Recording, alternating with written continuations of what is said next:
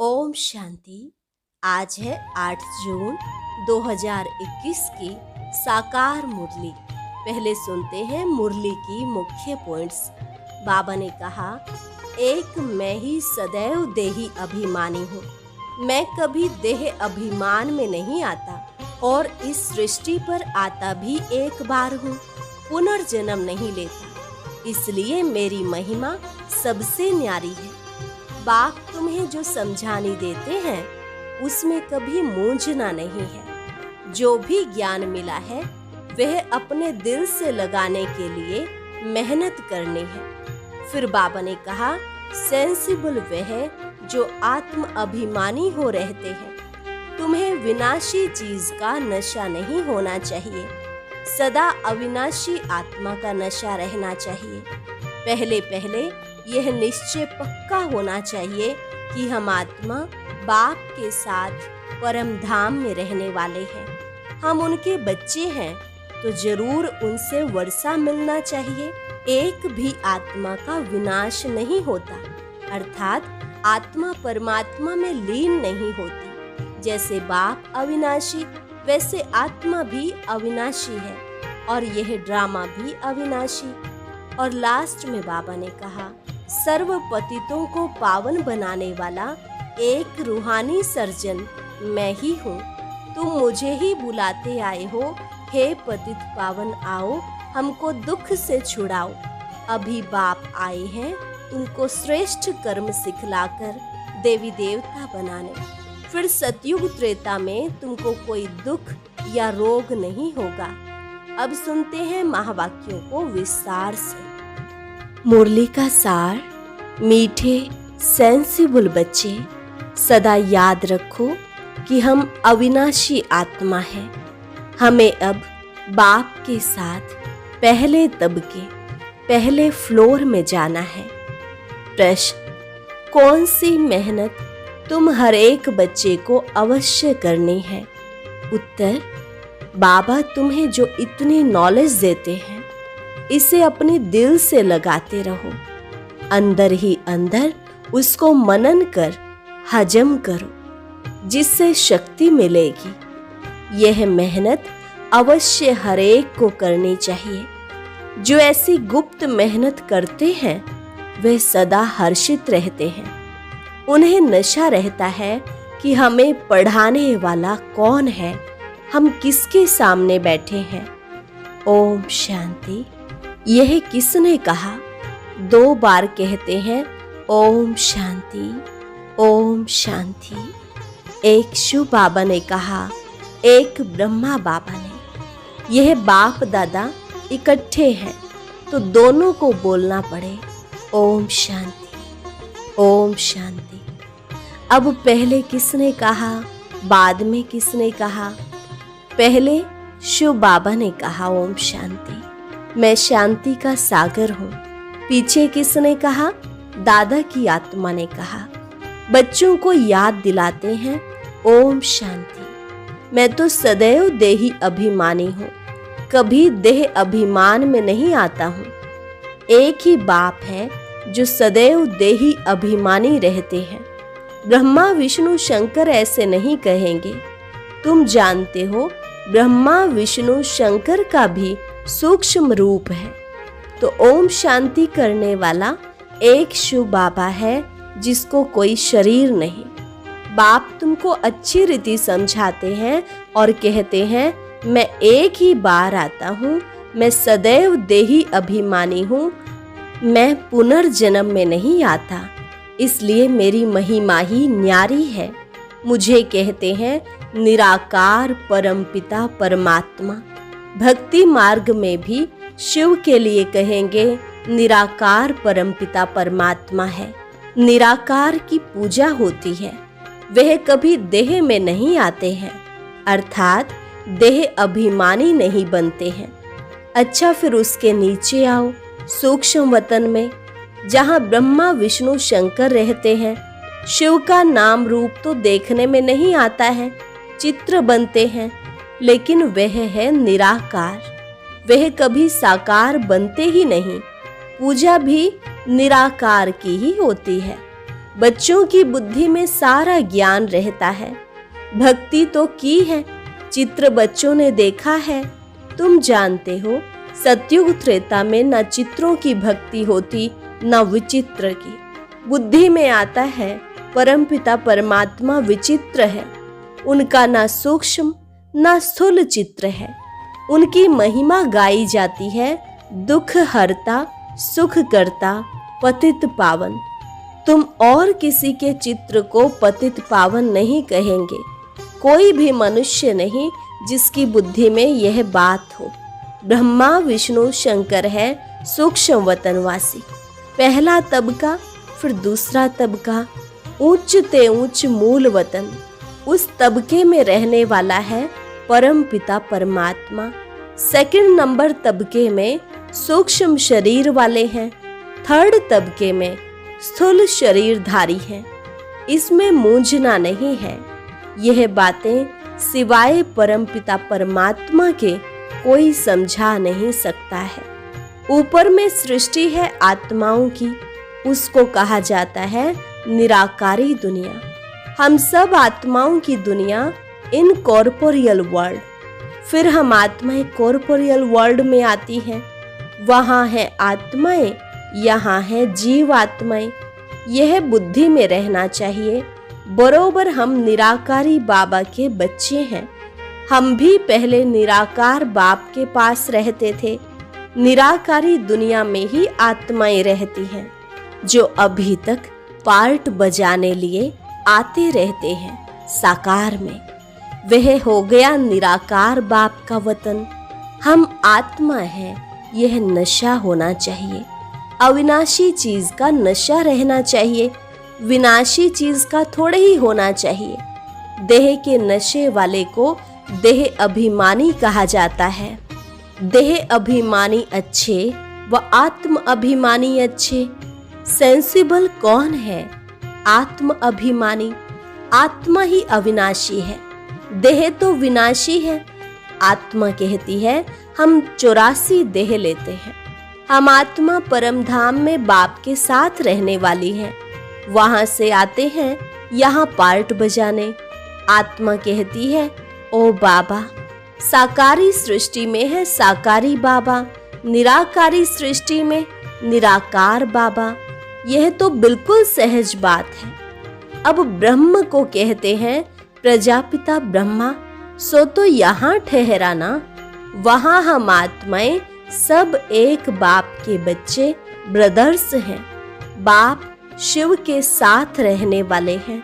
परमात्मा का नाम है शिव, आत्मा का नाम है सालिग्राम। आत्मा का भी रचयिता चाहिए ना। दिल में हमेशा बातें करते रहो। जो ज्ञान मिला है वह अपने दिल से लगाने के लिए मेहनत करनी है। आत्मा ही विचार करती है। पहले पहले तो यह निश्चय करो कि हम आत्मा बाप के साथ रहने वाले हैं। हम उनके बच्चे हैं, तो जरूर वर्षा मिलना चाहिए। यह भी तुम जानते हो कि यह जो आत्माओं का झाड़ है, उनके पहले जरूर बीज होता है। जैसे सिजरा बनाते हैं, बड़ा बाप, फिर उनसे 2-4 बच्चे निकले, फिर उनसे और निकलते हैं। 1-2 वृद्धि को पाते पाते झाड़ बड़ा हो जाता है। बिरादरी का नक्शा होता है, फलाने से फलाना निकला।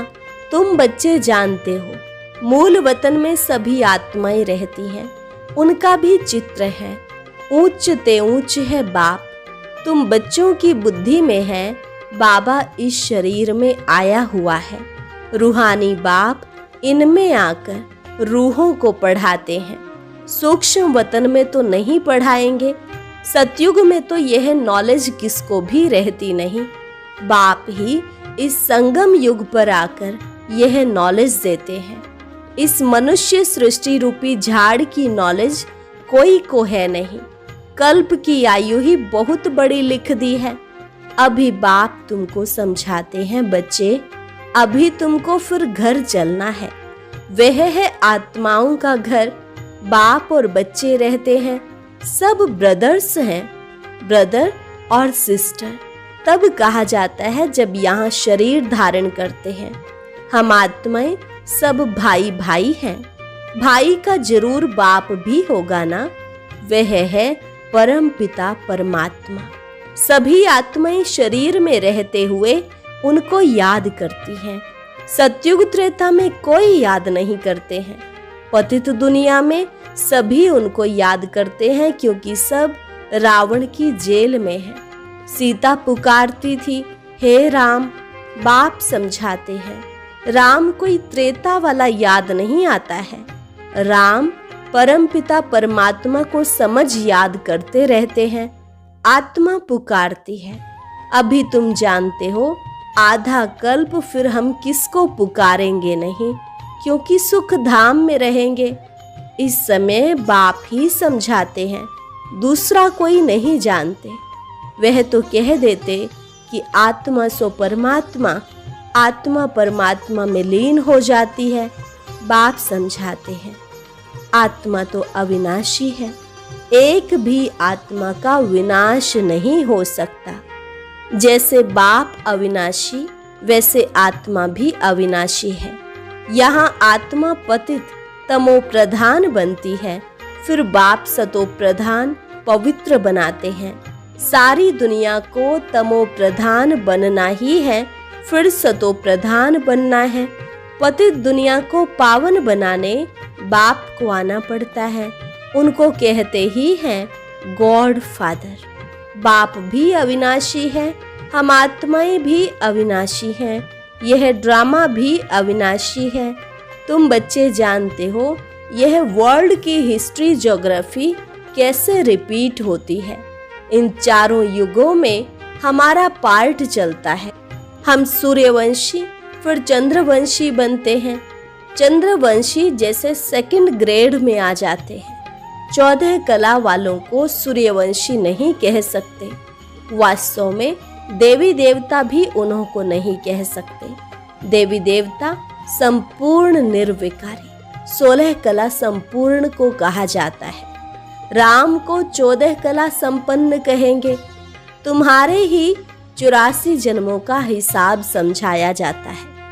नई चीज फिर पुरानी होती है तो वह मजा नहीं रहता। पहले संपूर्ण पवित्र रहते हैं, फिर थोड़े वर्ष पास होंगे तो थोड़ा पुराना कहेंगे। मकान का भी मिसाल दिया जाता है। ऐसे हर चीज होती है। यह दुनिया भी एक बड़ा मांडवा है।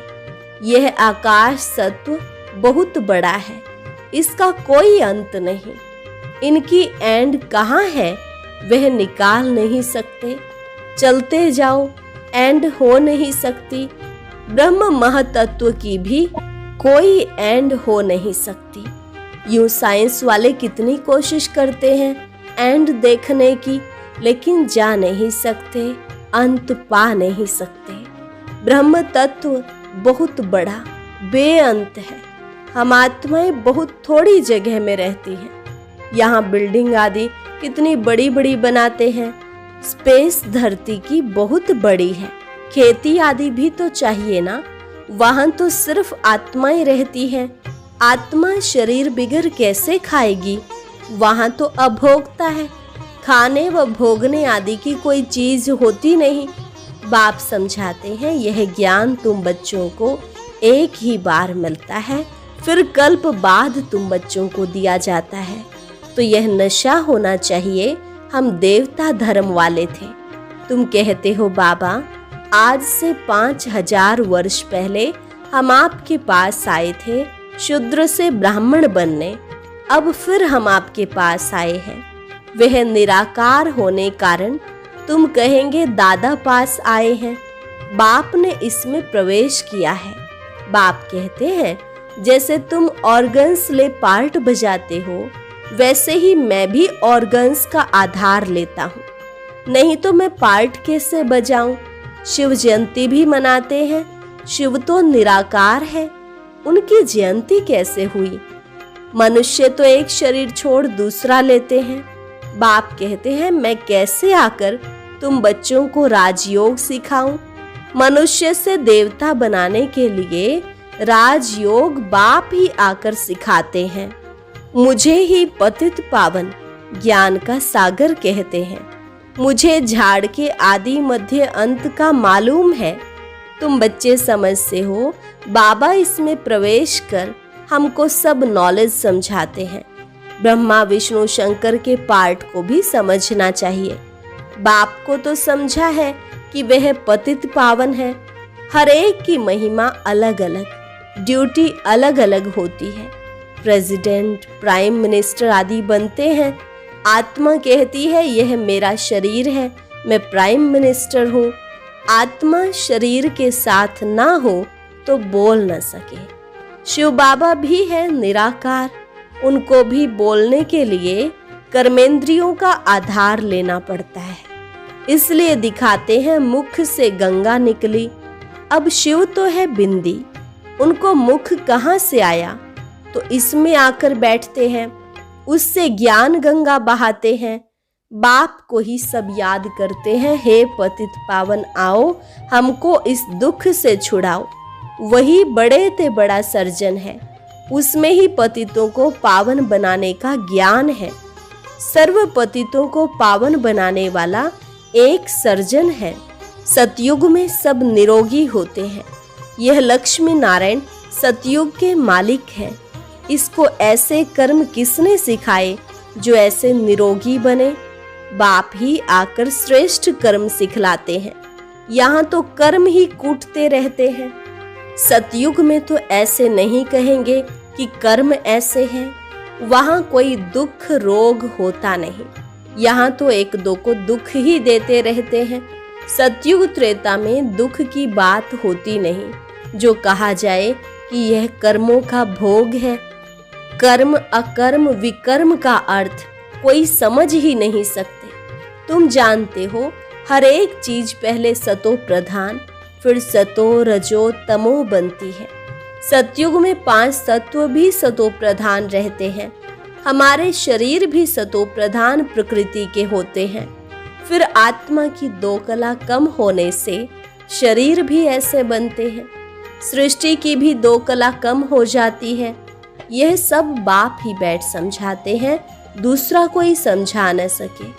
अच्छा, मीठे मीठे सिक्के लधे बच्चों प्रति माता पिता बाप दादा का याद प्यार और गुड मॉर्निंग। रूहानी बाप की रूहानी बच्चों को नमस्ते। रूहानी बच्चों की रूहानी बाप दादा को नमस्ते नमस्ते, गुड मॉर्निंग। धारणा के लिए मुख्य सार। पहली पॉइंट, अभी से ही बाप की श्रीमत पर ऐसे श्रेष्ठ कर्म करने हैं जो फिर कभी कर्म कूटने ना पड़े, अर्थात कर्मों की सजाएं न खानी पड़े। दूसरी, किसी भी विनाशी चीज का नशा नहीं रखना है। यह देह भी विनाशी है, इसका भी नशा नहीं रखना, सेंसिबल बनना है। वरदान, फरमान की पालना द्वारा सर्व अरमानों को खत्म करने वाले माया प्रूफ भव। फरमान की पालना द्वारा सर्व अरमानों को खत्म करने वाले माया प्रूफ भव। अमृत वेले से लेकर रात तक दिनचर्या में जो भी फरमान मिले हुए हैं, उसी प्रमाण अपनी वृत्ति, दृष्टि, संकल्प, स्मृति, सर्विस और संबंध को चेक करो। जो हर संकल्प, हर कदम फरमान को पालन करते हैं, उनके सब अरमान खत्म हो जाते हैं। अगर अंदर में पुरुषार्थ का व सफलता का अरमान भी रह जाता है तो जरूर कहाँ न कहाँ कोई न कोई फरमान पालन नहीं हो रहा है। तो जब भी कोई उलझन आए तो चारों ओर से चेक करो, इससे माया प्रूफ स्वतः बन जाएंगे।